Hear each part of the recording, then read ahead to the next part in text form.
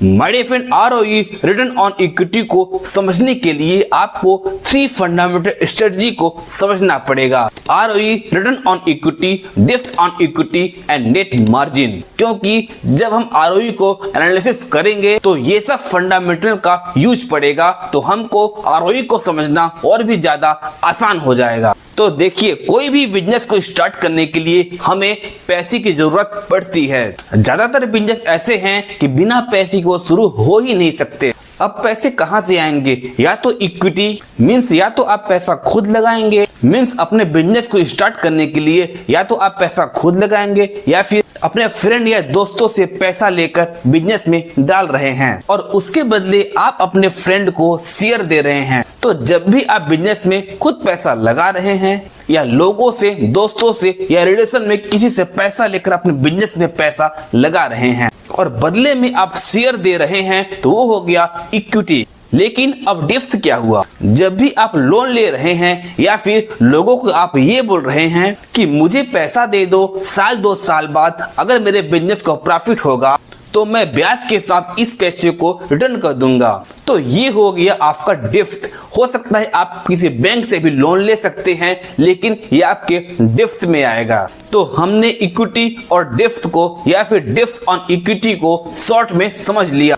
अब आरओई यानी कि रिटर्न ऑन इक्विटी को डिटेल में और आसान भाषा में समझते हैं, जो शेयर मार्केट की फाइनेंशियल स्ट्रेटजी की सबसे इंपॉर्टेंट रेशियो में से एक है। मान लीजिए आपने पूरे 100 रुपए लोगों से इकट्ठे किए, 20 रुपए खुद से लगाए, 20 रुपए अपने दोस्तों से लिए और 60 रुपए कहीं और से फैमिली रिलेशन या किसी और से आपने ले लिए और पूरे 100 रुपए आपने अपने बिजनेस में इन्वेस्ट किए और पूरे 100 रुपए के शेयर आपने बांट दिए। यहाँ आपने कोई लोन नहीं लिया, यहाँ आपने खुद का पैसा लगाया और खुद को शेयर दिया और दूसरे का पैसा लगाया और दूसरे को शेयर दिया। तो पूरे 100 रुपए आपने इन्वेस्ट किए और पूरे 1 साल बिजनेस करने के बाद आपको पता चला कि आपको टोटल 20 रुपए का फायदा हुआ है। यानी आपने बिजनेस में लगाया था 100 रुपए और पूरे 1 साल बिजनेस करने के बाद आपके पास आ गए 120 रुपए, यानी कि आपको 20 रुपए का फायदा हुआ है। जो पैसा आपने लगाया था तो पूरे 1 साल में आपको 20 रुपए का फायदा हुआ है। तो ये है आपका रिटर्न ऑन इक्विटी।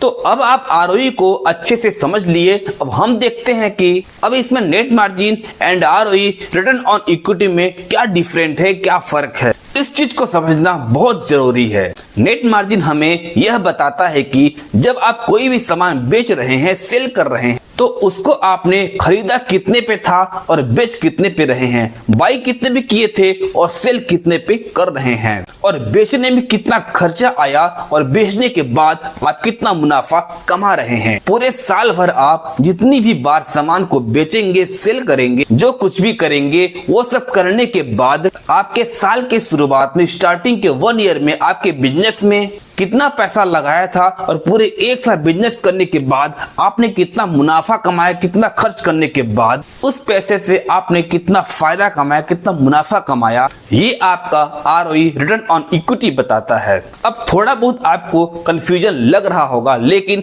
इसको भी एक एग्जांपल से समझते हैं। तो मान लीजिए राम नाम का एक लड़का था, उसके पास टोटल 100 रुपए थे। उसने आज बिजनेस को शुरू करने की सोची, तो उस 100 रुपए से 10-10 रुपए के 10 पेन खरीद लिए और वह बाजार में उसको सेल करने चला गया और उसने पूरे दिन भर में 10 पेन को बेच दिया। तो उसने पेन को 10 रुपए में खरीदी थी और उसने बेचा कितने में? 20 रुपए में।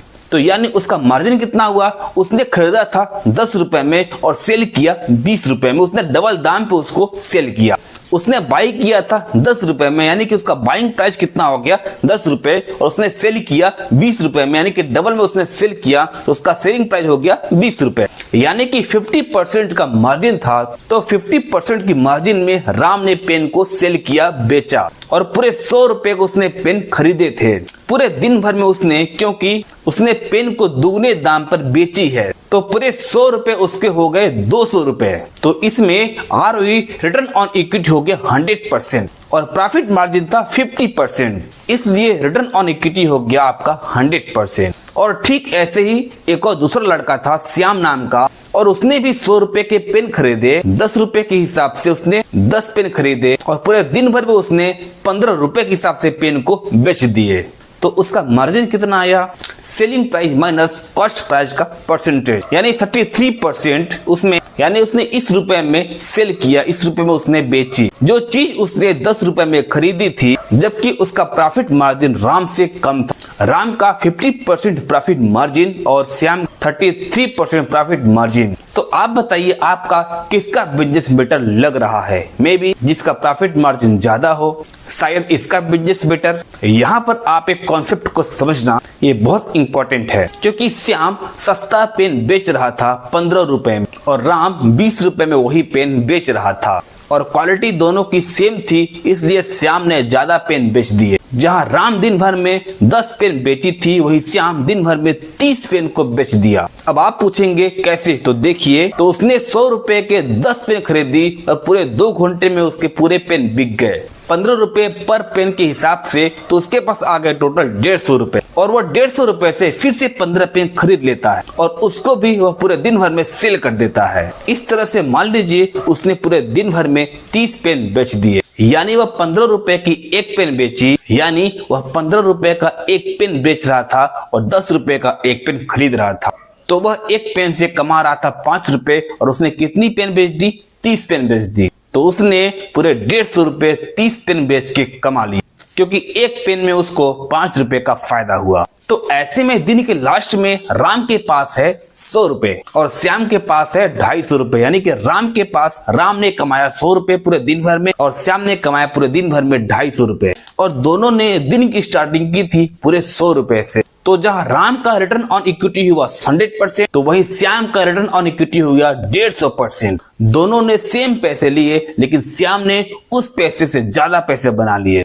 तो ये फर्क है मार्जिन और आरओई में। बहुत सारी कंपनियां ऐसी हैं इसका मार्जिन बहुत कम रहता है। इनफैक्ट कई लोग मार्जिन को लेकर बहुत कंफ्यूजन में रहते हैं। एक सिंपल चीज ध्यान रखिएगा कि किसी बिजनेस का पर्पस ये नहीं है कि किसी भी चीज को महंगे से महंगे दाम पर बेचना। किसी भी बिजनेस का पर्पस ये होता है कि थोड़ा पैसा लगा के ज्यादा से ज्यादा पैसा कमाया जा सके। तो उसको करने के 2 ही तरीके हैं, या तो आप ज्यादा सामान बेचो या तो आप ज्यादा महंगा सामान बेचो। और ज्यादा महंगा सामान बेचने से बेटर ऑप्शन है कि आप कम पैसे में ज्यादा सामान बेचो, सस्ता बेचो और सामान ज्यादा बेचो, जिसमें कस्टमर ज्यादा आए और सामान बार बार बिके और कस्टमर भी बार बार आए। तो अगर कोई कंपनी सस्ता माल बेचती है और ज्यादा बेचती है तो उसका मार्जिन हो सकता है कम दिखे, लेकिन आरओई बहुत अच्छा दिखे। और ये सबसे जरूरी फिगर में से एक है कि जब आप किसी कंपनी का एनालिसिस कर रहे हैं। अब इसी से जुड़ता है डेप्थ, यानी कि डेप्थ ऑन इक्विटी, मींस कि इसी से आपका जुड़ता है डेप्थ का सवाल, मींस कि कंपनी के पास कर्जा कितना है, क्योंकि आरओई को रिटर्न ऑन इक्विटी को कर्जा लेकर भी बढ़ाया जा सकता है। चलिए इसको भी एक एग्जांपल से समझते हैं। तो पहले केस में कंपनी को 100 रुपए की जरूरत थी, तो उसने अपने दोस्तों से, फ्रेंड से या फिर किसी और से पैसा लेकर लगा दिए। उसने कोई भी कर्जा नहीं लिया और उसका प्रॉफिट आया 20 रुपए, यानी कि 100 रुपए से उसने 20 रुपए कमा लिए। तो आरओई आ गया आपका 20%। और यहाँ सेकंड केस हम लोग देखते हैं कि कंपनी को 100 रुपए की जरूरत थी, लेकिन उसने 50 रुपए के शेयर इशू किए और 50 रुपए का कर्जा ले लिया। और उसने जो भी कर्जा लिया वो 12% की रेट से लिया, यानी कि जो भी उसने कर्जा लिया वो 12% की इंटरेस्ट रेट से लिया। यानी कि 50 रुपए का जो उसने कर्ज लिया उसमें से उसको 6 रुपए का इंटरेस्ट देना था। तो वो देने के बाद प्रॉफिट बचा 14 रुपए। तो यहाँ पहले केस में क्योंकि इंटरेस्ट नहीं देना था तो प्रॉफिट बचा आपका 20 रुपए, और दूसरे केस में क्योंकि इंटरेस्ट भी देना था तो उसका प्रॉफिट बचा 14 रुपए। तो यहाँ हमें ये लग रहा है ये केस बेटर है। यहाँ 20 रुपए का प्रॉफिट मिला और यहाँ 14 रुपए का प्रॉफिट मिला। लेकिन अब आपको ये भी ध्यान देना है कि इस केस में 100 रुपए के शेयर इशू हुए थे, तो 100 रुपए के शेयर जो इशू हुए थे उस 100 रुपए के पीछे कंपनी ने 20 रुपए कमाए। लेकिन दूसरे केस में कंपनी ने केवल 50 रुपए के शेयर इशू किए, बाकी 50 का कर्जे से उठाया, उसको 6 रुपए का इंटरेस्ट पे कर दी, तो बाकी 50 रुपए के शेयर के थ्रू पैसा या 50 रुपए के पीछे कंपनी को 14 रुपए की कमाई हुई, यहाँ 100 रुपए की पीछे 20 रुपए की कमाई हुई और यहाँ 50 रुपए के पीछे 14 रुपए की कमाई हुई, तो यहाँ ROE बढ़ गया 28%। तो इस एग्जाम्पल से हम ये समझे कि कैसे कर्ज लेकर कोई भी कंपनी अपने ROE को यानी कि रिटर्न ऑन इक्विटी को बढ़ा सकती है। तो ऐसे ही बहुत सारी कंपनियां अपने ROE को रिटर्न ऑन इक्विटी को बहुत ज्यादा दिखाने के लिए ऐसा ही करती हैं। वैसे आइडियल डेप्थ इक्विटी होता है 0, यानी कि कंपनी में डेप्थ होना ही नहीं चाहिए। इसलिए जब भी आप एक अच्छा कंपनी को देखेंगे तो लगभग इक्विटी के मुकाबले कुछ भी डेप्थ नहीं दिखेगा। और आपको यह भी देखना है कि जब कंपनी की कमाई अच्छी नहीं होती, लेकिन यहाँ पर तो दोनों केस में प्रॉफिट अच्छा होता है, कमाई भी अच्छी होती है, लेकिन अगर इंडस्ट्री में स्लो डाउन आ गया या किसी भी रीजन से किसी भी कारण से माल नहीं बिका तो प्रॉफिट नहीं हुआ, तो शेयर होल्डर को कुछ भी नहीं मिलेगा, शेयर होल्डर को प्रॉफिट नहीं होगा। लेकिन अगर आप कर्ज ले रहे हैं तो 6 रुपए जो आपका इंटरेस्ट रेट है वो तो आपको देना ही पड़ेगा, चाहे प्रॉफिट हो या फिर लॉस हो। और शेयर होल्डर को डिविडेंड या फिर प्रॉफिट तभी मिलता है जब शेयर आपका बढ़े, जब उसका माल बिके, जब उसका प्रॉफिट बढ़े तभी शेयर होल्डर को या फिर उसको शेयर मिलता है, तभी उसको प्रॉफिट होता है। लेकिन डेप्थ का नुकसान, कर्ज का नुकसान ये है कि आपको प्रॉफिट हो चाहे ना हो, आपको कर्ज भरना ही पड़ेगा। और ऐसे में अगर कोई कंपनी 2 से 3 साल तक लॉस में जा रही है और इंटरेस्ट भरने के लिए उसके पास पैसे ही न बचे तो कंपनी पूरी तरह से डूब जाती है। और बहुत सारी ऐसी कंपनियां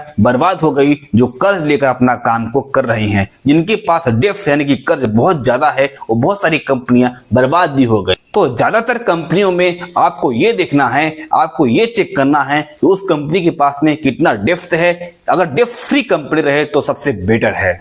और एक और इम्पोर्टेंट बात मैं आपको बता रहा हूं, ये चीज बैंक के शेयर में फॉलो नहीं करना है, ये चीजें बैंक इंडस्ट्री में फॉलो नहीं करती। आप जब भी किसी बैंक का शेयर चेक कर रहे हैं तो बैंक के शेयर में डेप्थ ऑन इक्विटी आप फॉलो नहीं कर सकते। और बैंक में डेप्थ ऑन इक्विटी इसलिए इम्पोर्टेंट नहीं है क्योंकि बैंक का बिजनेस ही है लोगों से पैसा लेना, क्रेडिट कार्ड के रूप में पैसा लेना, सभी अकाउंट के रूप में पैसा लेना, बैंक अकाउंट के रूप में पैसा लेना, क्रेडिट कार्ड से, फाइनेंस से, लोन से, हर तरह से बैंक आपसे पैसा लेती है और देती भी है। तो बैंक का बिजनेस ही है लोगों से पैसा लेना और देना, इसलिए बैंक के रेशियो में हम इस बिजनेस को, इस रेशियो को अप्लाई नहीं कर सकते, क्योंकि बैंक का काम है उधार लेना और उधार देना। इसलिए बैंक के रेशियो हम डेप्थ ऑन इक्विटी को चेक नहीं कर सकते, फॉलो नहीं कर सकते। कभी भी किसी भी बैंक यानी कि NBFC, फाइनेंस या बैंक में किसी भी कंपनी में आप डेप्थ ऑन इक्विटी को चेक नहीं कर सकते। और इसके लिए कुछ अलग से रेशियो है